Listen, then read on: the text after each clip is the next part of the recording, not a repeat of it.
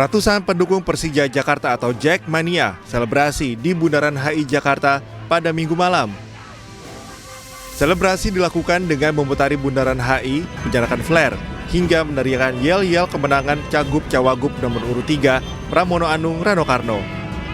Selebrasi dilakukan secara spontan atas unggulnya Pram Rano di Pilkada Jakarta 2024. Sementara tim ses paslon nomor urut 3 mengatakan selebrasi ini adalah kemenangan bagi warga Jakarta. Pasca dilantik, Pram Dul diyakini langsung bekerja keras demi menyelesaikan permasalahan di Jakarta.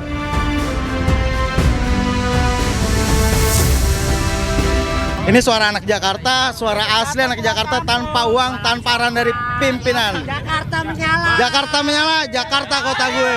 Merdeka! Terima kasih kepada seluruh warga Jakarta yang sudah mempercayakan kepada Mas Pram dan Bang Dul, dan kami yakin Mas Pram dan Bang Dul begitu dilantik akan langsung bekerja keras menyelesaikan permasalahan. Terima kasih. Adapun KPUD Jakarta menetapkan pasangan Pram Rano 50,07% dalam rekapitulasi hasil Pilkada 2024 Jakarta. Sementara pasangan nomor urut 1 Ridwan Kamil Suswono meraih 39,4% suara. Kemudian dilanjutkan dengan paslon nomor urut 2, Dharma Pongrekun Kunwardana dengan torehan 10,53%. Dari Jakarta, Syahreza Zanski, Indra Purnama, iNews melaporkan. Kebakaran, guys. Dulan, Mas. Kondari karo panas kendikar. Ya Allah, Rabbi. Allahu Akbar. Video amatir memperlihatkan kobaran api membakar gudang beras di Desa Plerean, Kecamatan Sumber Jambe, Jember. Jadi kebakaran Desa Plerian. Kobaran api membuat warga sekitar gudang panik dan langsung melapor ke petugas Damkar Pemkab Jember. Selamat malam, Bapak Siaga 16. Dilaporkan dari Sumber Jambe 110 bersama Babin Kantikmas. Sedang mendatangi TKP kebakaran. Petugas damkar yang datang kemudian langsung melakukan pemadaman. Namun satu gudang yang menjadi tempat menyimpan ban belum berhasil dipadamkan. Kondisi satu gudang berisi ban cukup sulit dipadamkan karena tertutup rapat. Namun petugas terus berupaya keras memadamkannya. Jadi itu kan ada konsleting listrik yang banyak. Makanya itu juga salah satu evaluasi yang harus dilakukan baik oleh masyarakat untuk lebih berhati-hati dalam mengamati dan melihat ketika ada indikasi saluran listrik itu bermasalah harus segera melapor.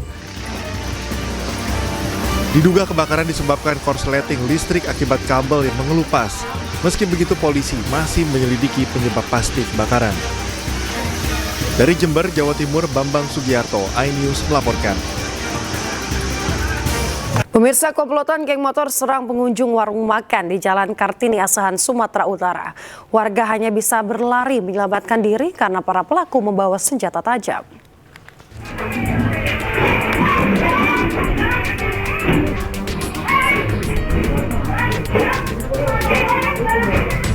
Aksi komplotan geng motor tiba-tiba menyerang pengunjung warung makan di Jalan Kartini, Kisaran, Asahan, Sumatera Utara terekam CCTV. Kehadiran geng motor ini sempat membuat panik pemilik dan sejumlah pengunjung warung. Mengetahui komplotan geng motor dibekali senjata tajam, pemilik dan pengunjung pun berusaha menyelamatkan diri. Dalam aksinya, para pelaku menggunakan dua motor berboncengan. Para pengunjung tak ada yang berusaha melawan lantaran takut jadi korban salah sasaran. Spontanitas itu bang, datang mereka, ada dua orang datang masuk, kita pembeli juga kena rame kan. Rupanya orang itu ngekorin dari belakang ke orang lain, itulah anak-anak gemoy ya. Nah itu terus buat huru hara, melutar bangku dari bangku warung ke dalam. Nah itulah ada kejadian kerusakan. Setelah itu orang itu ada membawa parang. Diketahui aksi kelompok geng motor ini kerap terjadi pada dini hari. Warga berharap aparat kepolisian untuk gencar melakukan patroli malam hingga dini hari guna menciptakan rasa aman di tengah masyarakat. Dari Asahan, Sumatera Utara, Ulil Amri, iNews melaporkan. Polisi terlibat cekcok dengan pengunjung kafe yang mengaku ketua salah satu ormas saat melakukan razia di sejumlah tempat hiburan malam di Jambi. Razia dilakukan untuk mengantisipasi tindak penyalahgunaan narkoba.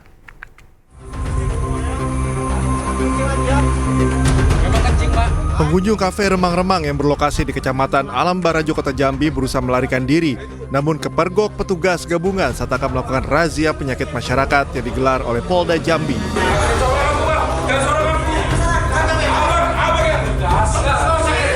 Petugas gabungan harus terlibat cekcok dengan salah seorang pengunjung kafe yang dalam kondisi mabuk miras saat akan dilakukan pemeriksaan oleh polisi. Tak hanya itu, pengunjung kafe yang mengaku ketua cabang salah satu ormas di Jambi juga menantang polisi.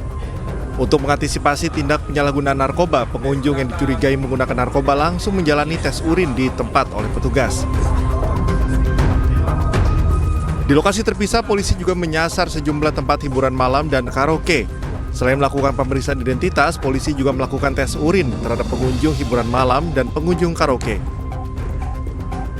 Razia penyakit masyarakat digelar untuk mengantisipasi penyakit masyarakat terutama tindak penyalahgunaan narkoba.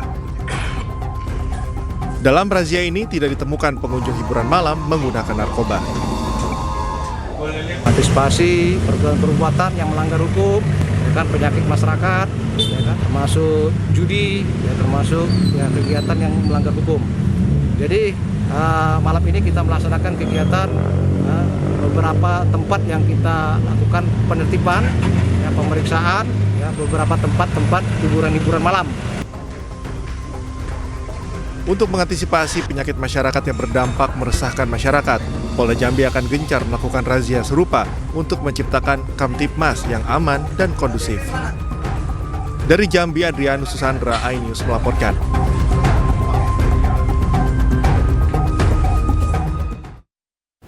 Kita beralih ke informasi pilkada, pemirsa. Komisi Pemilihan Umum Provinsi Jakarta mengumumkan hasil resmi rekapitulasi pemilihan Gubernur Jakarta pada Minggu siang.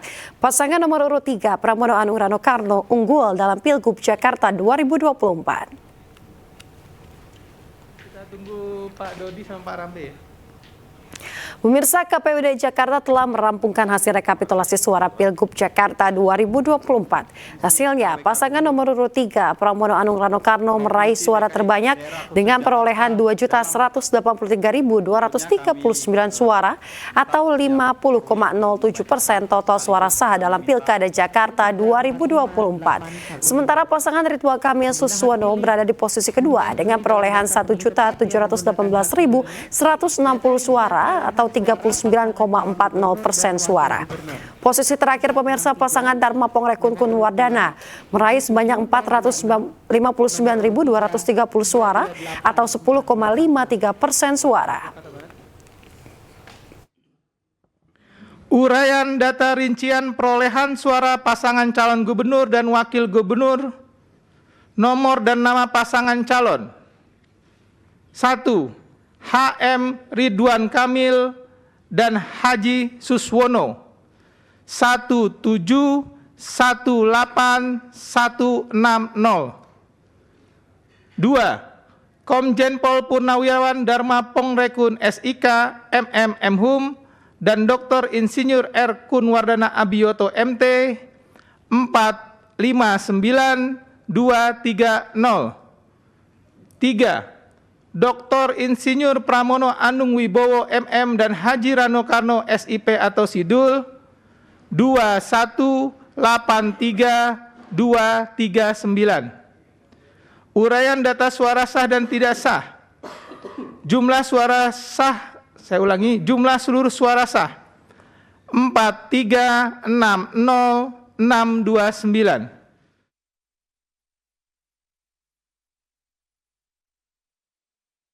Sementara itu, sambil menahan haru dengan suara bergetar, Ketua KPU Jakarta Wahyu Dinata berterima kasih atas kerjasama seluruh pihak yang membuat Pilgub Jakarta berlangsung lancar. Ia juga memastikan pihaknya telah bekerja maksimal sehingga pilkada berjalan sesuai dengan aturan main yang berlaku. Masyarakat DKI Jakarta yang selama ini berinteraksi kepada kami memastikan bahwa proses sudah kami laksanakan secara maksimal. Kami sudah mengerahkan seluruh tenaga kami dan pikiran kami untuk memastikan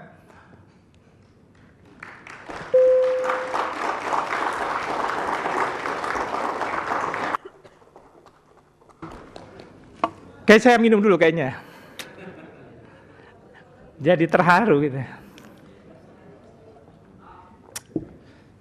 memastikan proses pilkada di daerah khusus Jakarta berjalan secara maksimal dan sesuai dengan aturan main yang ada. Saya rasa demikian yang kami ucapkan. Sekali lagi terima kasih atas banyak perhatian dan segala dukungan terhadap kami KPU Provinsi DKI Jakarta. Saya ulangi, Provinsi Daerah Khusus Jakarta. Tentu saja kritik dan saran yang diberikan kepada kepada kami itu bagian dari perbaikan kami ke depan, dan mudah-mudahan Jakarta tetap kondusif, Jakarta tetap menjadi ibu kota, dan Jakarta selalu dicintai oleh masyarakatnya. Pemirsa, saksi dari paslon Ridwan Kamil Suswono walk out di tengah rapat pleno rekapitulasi perolehan suara Pilkada Jakarta 2024. Tim Ridho tak terima dikomentari oleh tim paslon 03 Pramono Anung Rano Karno. Tidak perlu adanya komentar macam-macam gitu ya. Oke. Untuk itu juga kami izin. Saya lagi bicara pimpinan. Kami izin kalau misalnya ketua masih mengizinkan mereka ngomong, kami izin, kami mohon izin ketua. saya.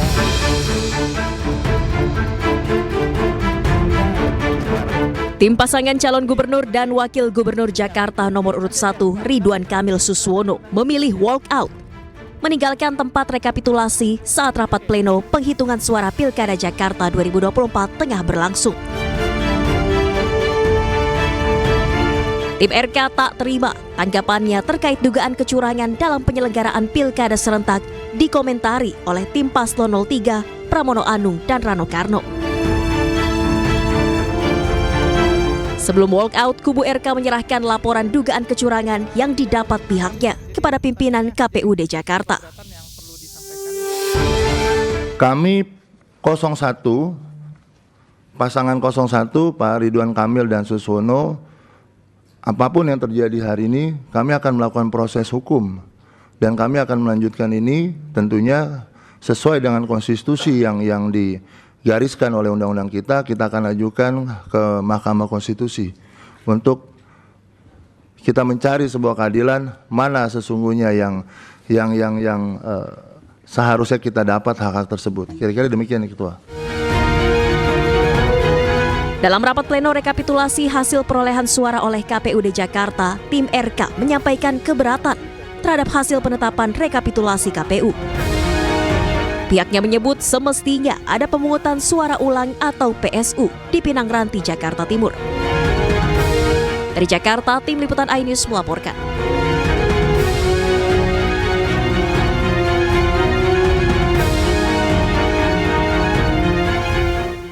Tim hukum Ridwan Kamil Suswono akan melayangkan gugatan ke Mahkamah Konstitusi terkait hasil rekapitulasi suara Pilgub Jakarta. Tim Ridho menilai KPU dan Bawaslu tidak profesional sehingga tingkat partisipasi masyarakat dalam pilkada menurun dan tidak dapat mencegah terjadinya dugaan kecurangan. Jawaban daripada KPU yang mengatakan bahwa kami sudah melakukan upaya terkait pemberian C6 dan itu seharusnya masyarakat mendatangi saja tanpa harus diundang. Berarti KPU sendiri telah menjilat ludahnya. Saya katakan, saya ulangi sekali lagi, telah menjilat ludahnya yang sudah dia buat peraturannya sendiri. PKPU-nya sudah dibuat oleh yang bersangkutan. Di sini jelas saya bacakan. Lampiran 3 berkaitan dengan Peraturan KPU nomor 17 2024 tentang pemungutan suara dan seterusnya. Di sini surat pemberitahuan pemungutan suara kepada pemilih. KPU juga mengakui itu. Dan naif ketika KPU Jakarta Timur mengatakan memang pendistribusian bermasalah, KPU DKI mengatakan semuanya sudah terdistribusi. Antar anak di bawahnya sama bapaknya aja ribut. Itu baru KPU. Belum lagi Bawaslu. Bawaslu apa yang terjadi?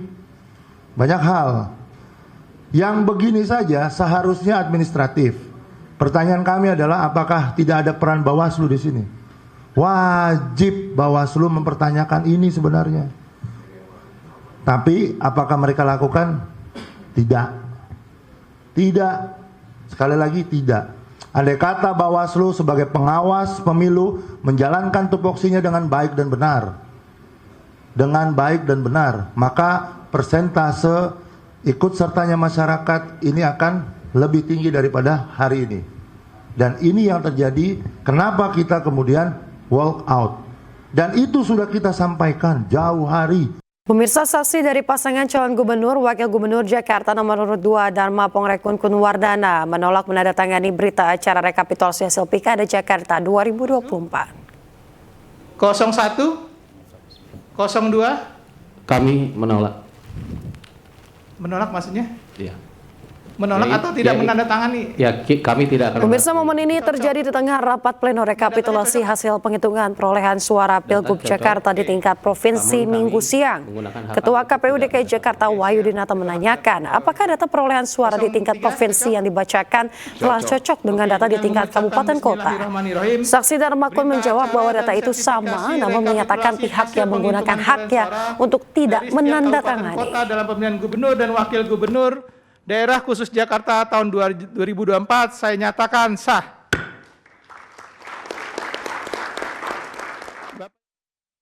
Sementara itu pemirsa, calon gubernur Jakarta nomor urut 3 Pramono Anung yakin bahwa seluruh pihak akan menghormati hasil rekapitulasi penghitungan suara Pilgub Jakarta oleh KPU.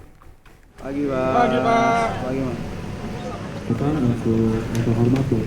Pramono Anung mengatakan bahwa mekanisme rekapitulasi suara di Pilgub Jakarta 2024 sudah berjalan secara terbuka, termasuk keleluasaan masyarakat luas dalam mengakses data KPU. Pramono juga menekankan kinerja KPUD Jakarta dinilai baik dan telah melakukan sosialisasi serta transparansi mengenai Pilgub 2024 secara maksimal. Menurut Pramono, transparansi tersebut telah dibuktikan dengan hasil rekapitulasi suara KPU dan hasil quick count yang perbedaannya tidak signifikan. Banyak sekali warga yang menyapa, memberikan antusiasme, dan mereka tentunya rata-rata mengharapkan Pilgub ini segera ada keputusan.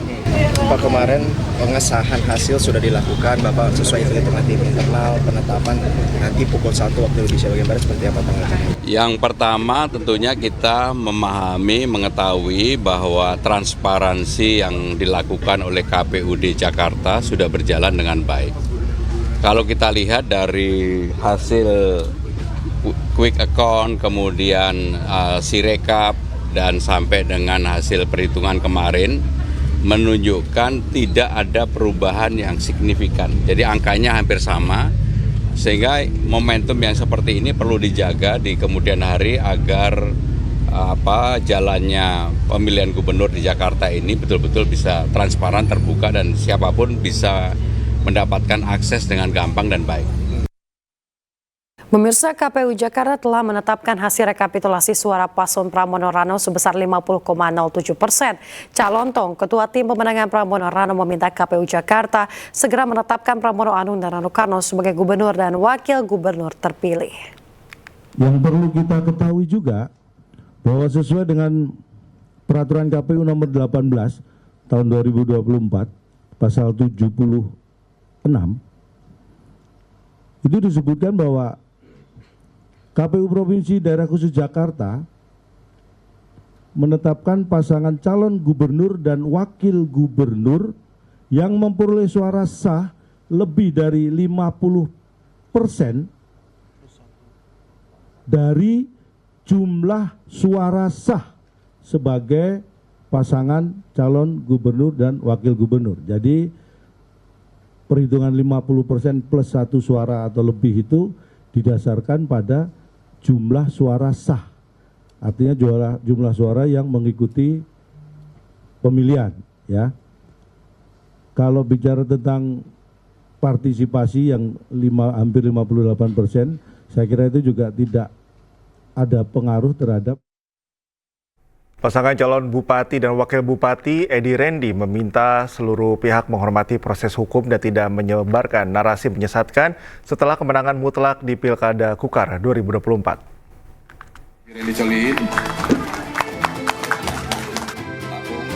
Pemilihan Kepala Daerah Kutai Kartanegara 2024 telah selesai dan hasilnya menunjukkan bahwa masyarakat memilih pasangan nomor urut 1 Edi Damansyah Rendi Solihin sebagai pemimpin mereka. Dengan perolehan suara mencapai 68%, hasil ini benar-benar mencerminkan keinginan rakyat. Namun seperti dalam proses demokrasi lainnya, ada dinamika yang harus dihormati termasuk upaya gugatan hukum dari pihak lain. Tim kuasa hukum Edi Randy melalui Erwin Syah menyampaikan rasa syukur atas kemenangan ini. Mereka yakin dengan selisih suara yang signifikan, kemenangan ini punya landasan hukum yang sangat kuat. Ia juga menyoroti pentingnya menghormati proses hukum tanpa menyebarkan narasi yang bisa membingungkan masyarakat. Gugatan yang diajukan pasangan lain ke PT UN sudah ditolak. Bahkan upaya kasasi ke Mahkamah Agung juga mengalami nasib yang sama. Ini semakin mempertegas bahwa proses pilkada telah berjalan sesuai aturan.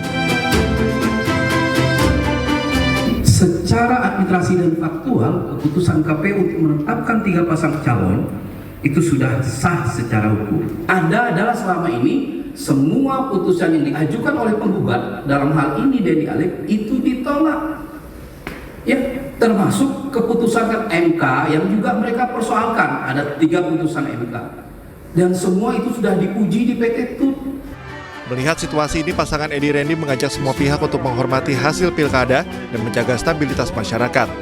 Mereka berharap tak ada pihak yang membangun narasi menyesatkan yang bisa mencederai demokrasi. Dari Kutai Kartanegara, Kalimantan Timur, Zulfikar, iNews melaporkan. Anda kembali di iNews Pagi, pemirsa. Sebuah kapal layar motor yang mengangkut 73 orang penumpang tenggelam di perairan Situbondo, Jawa Timur. Ya, akibat kejadian tersebut, 2 orang tewas dan seorang penumpang kapal masih dalam pencarian.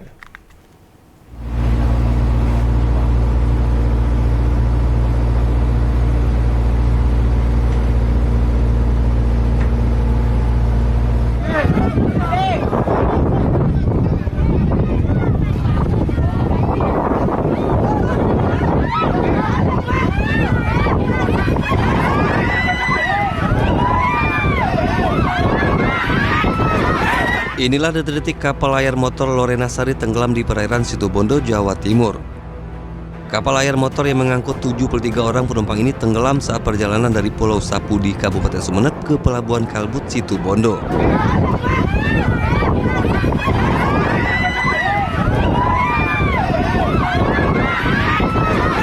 Para penumpang kapal motor ini berhasil evakuasi kapal kargo KM Berlian Selatan yang kebetulan melintas di lokasi tenggelamnya kapal kayu tersebut.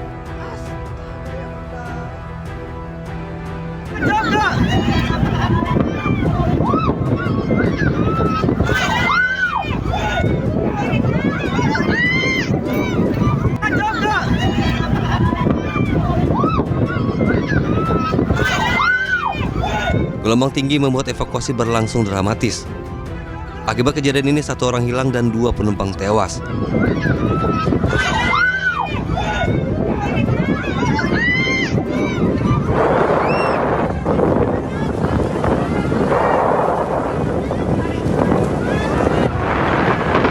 Para korban dievakuasi ke Pelabuhan Jangkar menggunakan kapal kargo KM Berlian Selatan dan kapal milik tim SAR untuk mendapatkan perawatan medis. Penyebab tenggelamnya kapal motor ini masih diselidiki petugas.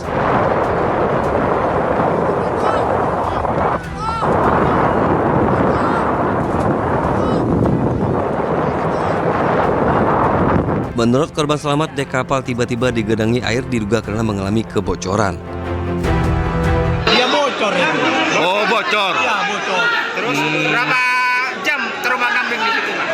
Langsung itu bocor kira-kira 10 menit itu. 10 menit ada bantuannya? Iya, langsung ke dalam air dari muka. Langsung itu mati mesin. Ya. Setelah itu pertolongan berapa jam dari kejadian? Langsung itu. Ada kejadian langsung ditolong ya? Langsung ditolong sama kapal ya. Hingga kini petugas masih melakukan pencarian terhadap seorang korban hilang. Kedua korban tewas telah dibawa ke ruang pemulasaran jenazah RSUD Asem Bagus. Sementara korban selamat telah dipulangkan ke rumah masing-masing usai mendapatkan perawatan medis. Dari Situbondo, Jawa Timur, Rizky Amirul Ahmad, iNews melaporkan. Sebuah bus berpenumpang kurang lebih 60 orang terjerembab masuk ke sawah di Banyumas, Jawa Tengah. Penumpang bus rencananya akan menghadiri hajatan, namun naas terguling di perjalanan karena diduga sopir tak mengenal medan jalan. Iya bang, sumpah jarak maring gombong kondangan pengantin. Jatuh karena juga pembubur ya, terasa ya.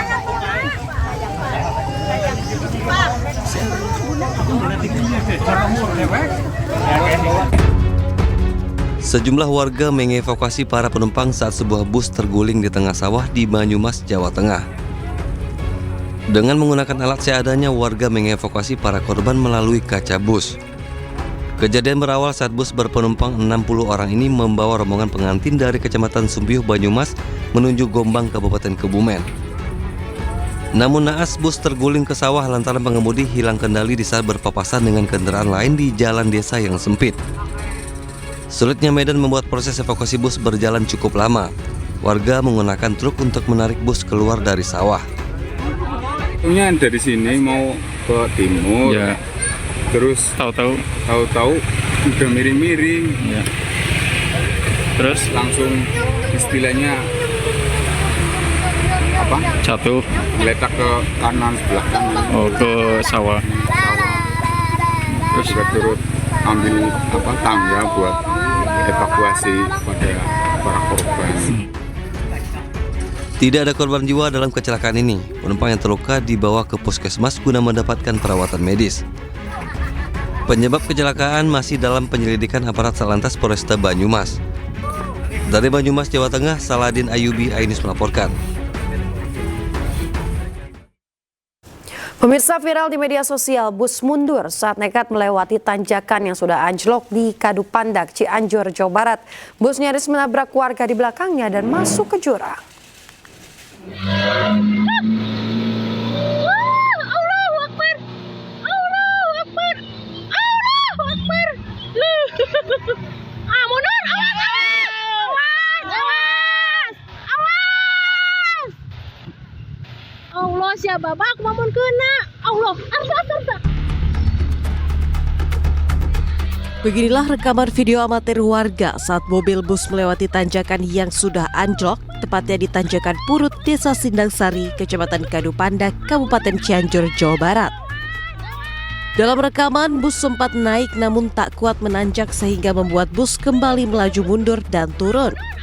Beruntung sopir bisa mengendalikan dengan aman meskipun nyaris menabrak sejumlah warga yang berada di belakang serta nyaris masuk ke dalam jurang.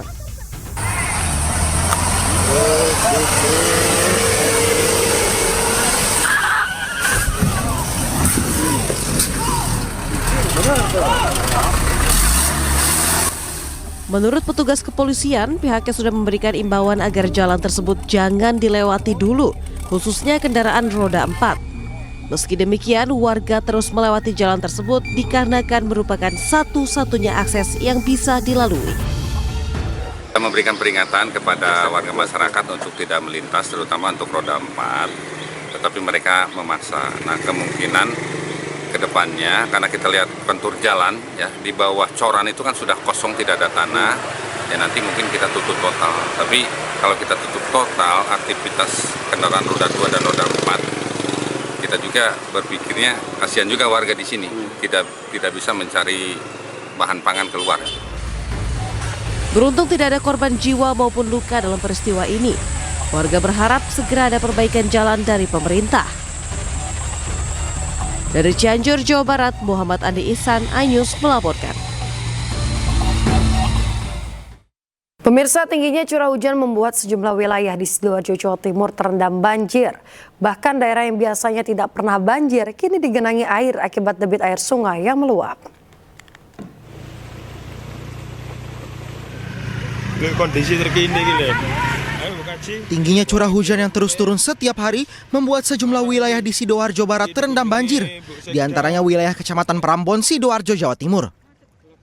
Tidak hanya jalan desa, sejumlah area pertanian pun juga ikut terendam banjir. Sementara itu, wilayah permukiman penduduk yang terparah terendam banjir di antaranya Dusun Pejarakan, Desa Bendo Tretek, Prambon, Sidoarjo. Diketahui hal ini terjadi akibat debit air sungai yang meluap.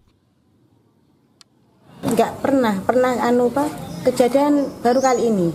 Ya, saya sudah 11 tahun, 12 tahun jalan. Baru banjir ini, Mas. Sungai katanya jebol, sungai yang sini sama tarik katanya. Iya, jadi airnya meluap ke sini. Terkait peristiwa ini, warga pun hanya bisa berharap curah hujan segera berkurang karena dikhawatirkan genangan air akan lebih tinggi jika turun hujan terus-menerus. Dari Sidoarjo, Jawa Timur, Pramono Putra, iNews melaporkan. Tanah bergerak di Kecamatan Cihara, Lebak, Banten membuat 21 rumah warga rusak parah. Hujan deras selama lebih dari 4 hari membuat struktur tanah di tempat tersebut bergeser. Kini 90 warga tinggal di tenda pengungsian. Pak, ini rumah milik siapa? Sejumlah rumah warga rusak dengan dinding terbelah akibat tanah bergerak di Kampung Curug Bandung, Desa Penyaungan, Kecamatan Cihara, Lebak, Banten.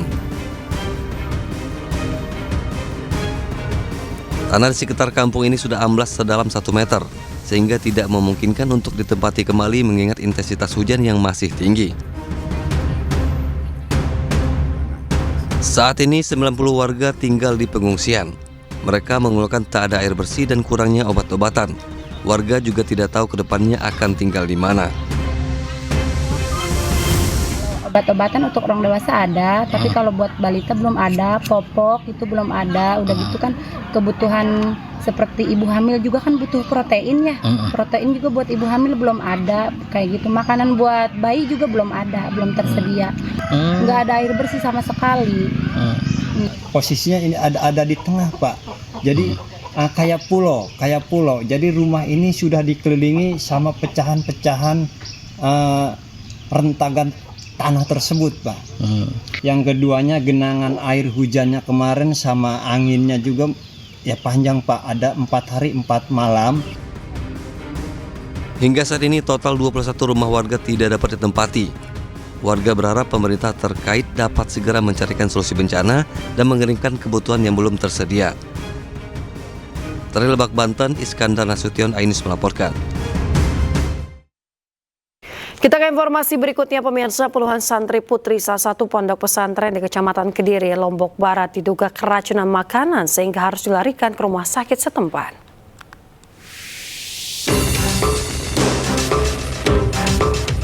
Sejumlah santriwati terbujur di ruang unit gawat darurat Rumah Sakit Umum Awet Muda Narmada, Lombok Barat, Nusa Tenggara Barat. Sementara 58 santriwati lainnya dilarikan ke sejumlah RSUD dan puskesmas di Lombok Barat setelah diduga keracunan makanan.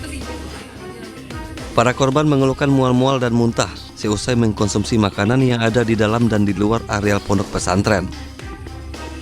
Dugaan keracunan makanan ini telah ditangani Dinkes Lombok Barat dengan memeriksa sampel makanan untuk mengetahui penyebab keracunan.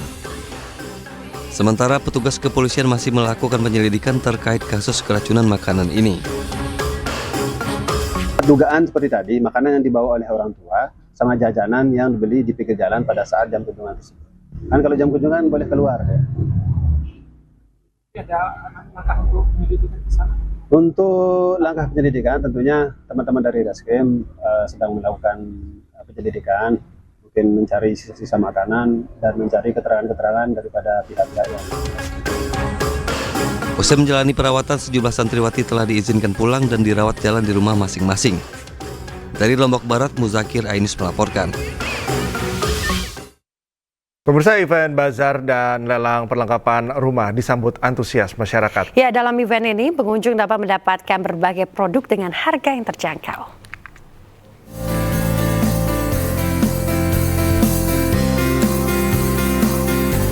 Acara ini merupakan bentuk apresiasi Chandra Karya terhadap semua pelanggan setia dengan memberikan kesempatan untuk berbelanja produk branded, spring bed, sofa, dan furniture dengan diskon tambahan agar mendapatkan harga termurah dan kualitas terbaik di Chandra Karya.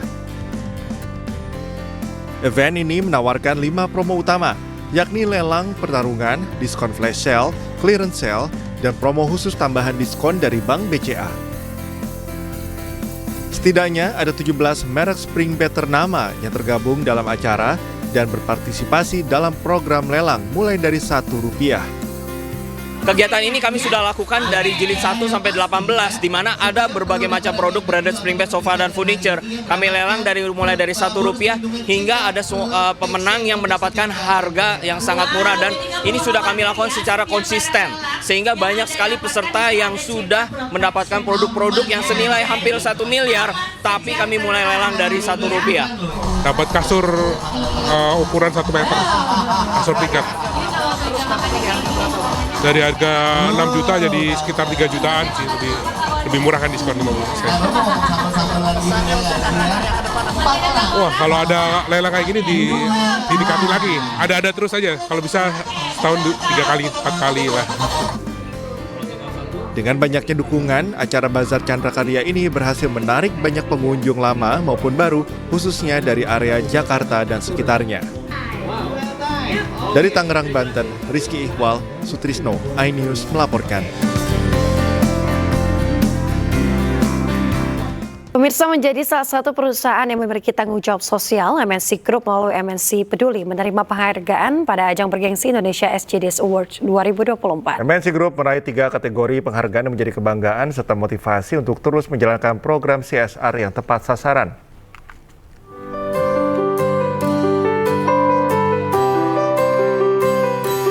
Memiliki komitmen dalam membantu masyarakat melalui program sosial, MNC Group melalui MNC Peduli kembali meraih penghargaan pada ajang Indonesia SDGs Awards yang diselenggarakan oleh Corporate Forum for CSR Development atau CFCD.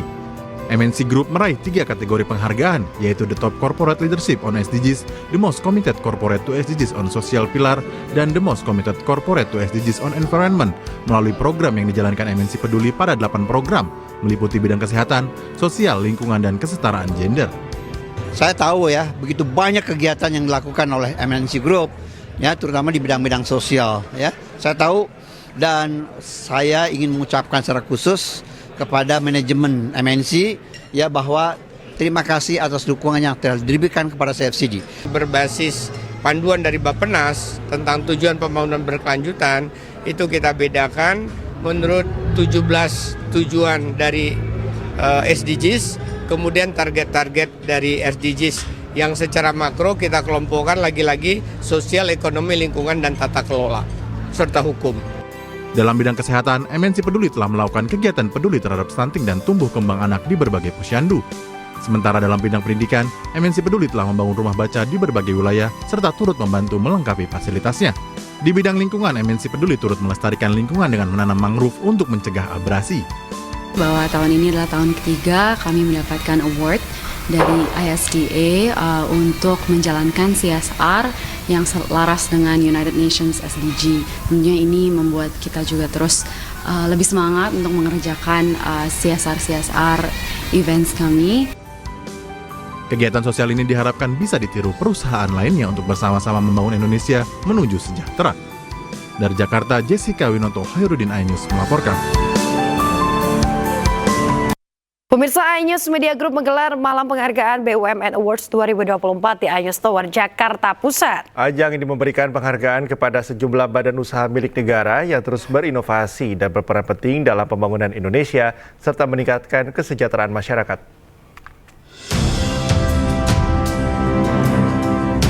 iNews Media Group menggelar ajang prestisius BUMN Awards 2024 bagi sejumlah badan usaha milik negara atas kontribusi luar biasa dalam mendorong pertumbuhan ekonomi Indonesia dan juga menjadi pendorong bagi perusahaan BUMN untuk terus berinovasi memberikan yang terbaik kepada masyarakat. Perhelatan acara ini diapresiasi langsung oleh Wakil Menteri BUMN Kartika Wirjo Atmojo dan juga dihadiri CEO iNews Media Group Angela Tanu Sudibyo.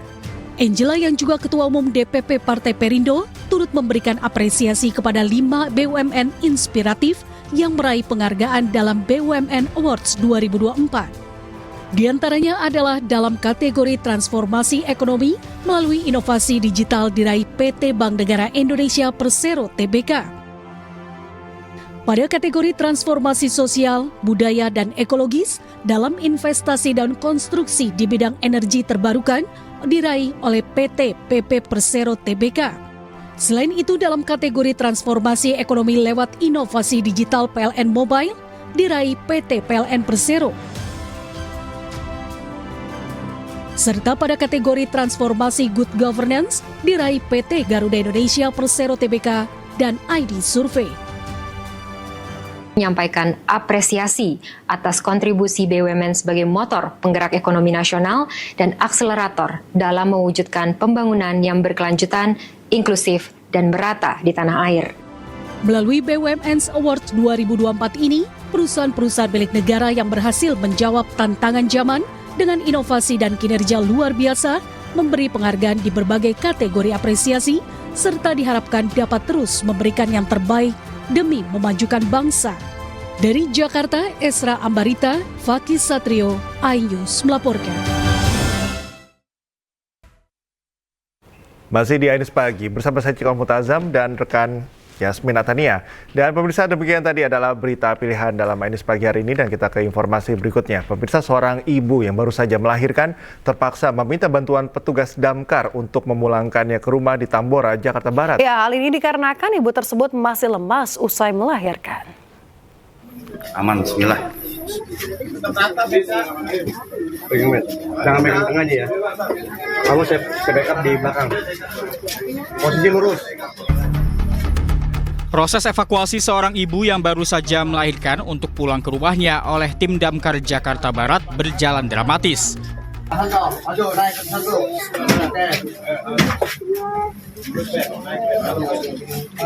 dulu. Tahan. Berdiriin aja posisinya, Pak. Tim Damkar harus menggunakan tandu dan menaiki anak tangga yang curam. Dengan kehati-hatian, tim damkar mengevakuasi ibu ini menuju rumahnya yang berada di lantai 2. Usai melahirkan di puskesmas, ibu ini tak bisa pulang ke rumah karena kondisi lemas. Apalagi kondisi rumahnya sempit dan berada di lantai 2. Sehingga keluarga menghubungi petugas damkar untuk membantu kepulangan ibu tersebut. Oke, taruh di atas saya langsung. Langsung kasur. Iya. Oh, Pak Alul nih. Awas, pas. Tarik dulu ke atas. Ada informasi warga Kelurahan Tanah Sereal. Jadi ibu ini Parubaya sedang melahirkan keadaan posisi lemes udah dirawat di puskesmas, rumah sakit puskesmas. Minta pulang karena kondisi badan masih lemes dan tempat tinggalnya itu di kontrakan lantai 2, posisi tangganya curam dan sempit. Nah, karena merasa masih lemas, akhirnya telepon ke Satgas Tanah Sereal Damkar, dan Satgas menghubungi kami yang piket, langsung kita ke lokasi. Kini kondisi ibu dan bayinya mendapat pemeriksaan berkala dari puskesmas setempat. Dari Jakarta, Miftahul Gani, iNews melaporkan. Pemirsa, seorang ibu rumah tangga diculik orang tidak dikenal bersenjata api di depan rumahnya. Aksi komplotan tersebut dilakukan siang bolong dan terekam kamera pengawas. Aduh, nggak ada plat nomor. Plat nomornya dicopot. Oh, pistol. Dari rekaman kamera pengawas terlihat bahwa Santi sang korban turun dari mobil tepat di depan rumahnya dan hendak berjalan masuk. Namun secara bersamaan, sebuah mobil minibus warna gelap bergerak mundur mendekati mobil korban. Tidak lama berselang, 2 orang pria turun dan seorang di antaranya menodongkan benda mirip pistol sambil menarik tangan korban yang secara langsung dibantu oleh pelaku kedua dan memaksa masuk ke dalam mobil. Korban sempat teriak sehingga membuat keluarga yang di dalam rumah keluar, namun mobil penculik sudah menjauh dari lokasi. Peristiwa penculikan ini terjadi pada Minggu siang dan langsung dilaporkan ke pihak kepolisian. Oh, dari arisan? Arisan ibu-ibu di sini. Jadi katanya tadi tuh sebelum pulang ke rumah nganter dulu ibu ini, ibu tetangga-tetangga. Terakhir baru dia pulang. Datanglah mobil ngikutin. Oh, berarti emang udah diikut, nggak tahu. Jadi dia bawa kendaraan sendiri ya, Bu ya? Ya, itu tuh mobil merah. Arisannya pakai mobil merah. Diambilnya jam 12:30 katanya. Oh, diambilnya jam 12:30. Iya. Nah. Di sini. Oh, tadi pas kejadian di rumah ada siapa aja, Bu? Ya, anak-anak aja. Anak-anak aja kan lagi libur ya. Anak-anak aja. Papahnya juga ada di atas katanya. Oh, sempat berteriak, Bu. Tadi lihatnya? Berteriak kan sambil nangis. Rumah korban yang berada di Jalan Sukanagara Asri dan tepat di samping rumah adalah jalan utama sehingga mobil para pelaku bisa cepat kabur. Dari Bandung, Jawa Barat, Muji Prayitno, iNews melaporkan. Santi, 43 tahun, korban dugaan penculikan di Kecamatan Antapani, Kota Bandung, telah kembali ke rumahnya. Korban ditemukan oleh pengemudi ojek pangkalan yang langsung mengantarkannya ke rumah.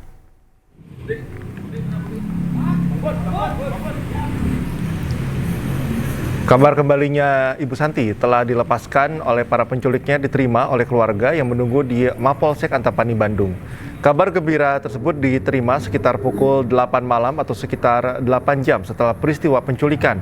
Korban ditemukan di area sekitar Taman Abdi Negara di Jalan Pasir Impun yang berjarak sekitar 7 km dari rumah korban.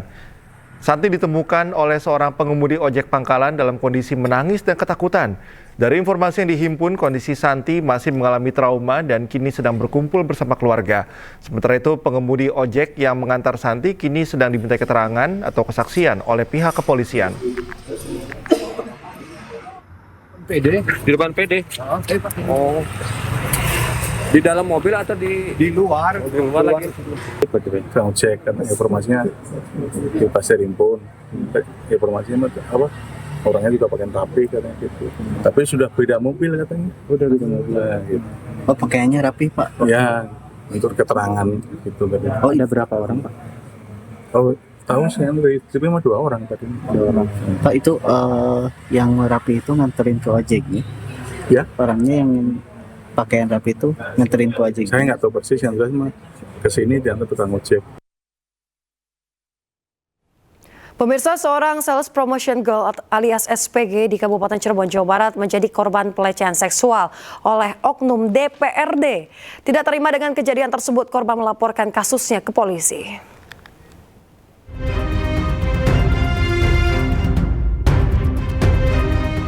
Sebelum melaporkan kasusnya, korban berinisial I terlebih dahulu memposting pengakuannya yang mengalami pelecehan seksual oleh seorang oknum DPRD Kabupaten Cirebon.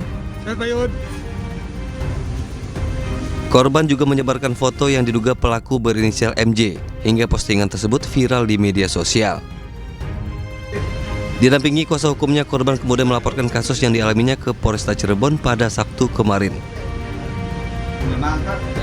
Didampingi kuasa hukumnya, korban kemudian melaporkan kasus yang dialaminya ke Polresta Cirebon selama hampir 5 jam.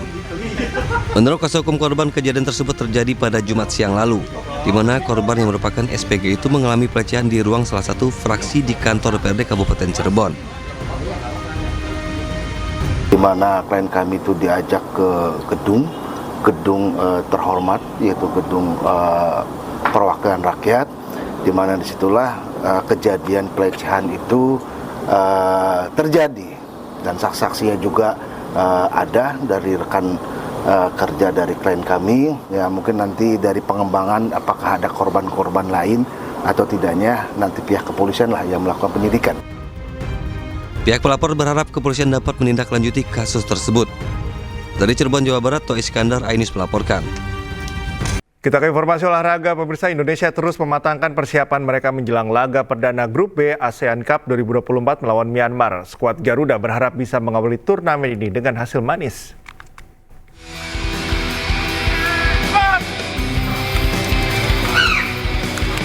Indonesia terus mematangkan persiapan mereka menjelang laga perdana Grup B ASEAN Cup 2024 melawan Myanmar yang digelar pada 9 Desember. Pelatih Timnas Indonesia Shin Tae-yong mengakui bahwa laga melawan Myanmar yang diperkuat oleh pemain timnas senior akan menjadi tantangan berat bagi skuad Garuda yang diisi pemain muda. Namun pelatih asal Korea Selatan itu tetap optimistis dan menegaskan pentingnya persiapan yang matang. 미얀마 팀은 일단 승인 대표팀 나오니까 아무래도 우리보다 더 좋은 팀이지 않을까 조심스럽게 생각하고 있고 그렇지만 우리가 조직이나 모든 것을 잘 만들어서 나가면 승산은 분명히 있을 것이다 생각한다고. Shin Tae-yong juga mengungkapkan bahwa daftar 24 pemain yang dibawa ke turnamen ini sudah final. Namun ia masih mencari susunan terbaik untuk starting 11 yang akan tampil pada pertandingan pembuka. Dengan semangat dan persiapan yang matang, Timnas Indonesia berharap dapat mengawali langkah di ASEAN Cup 2024 dengan hasil yang positif.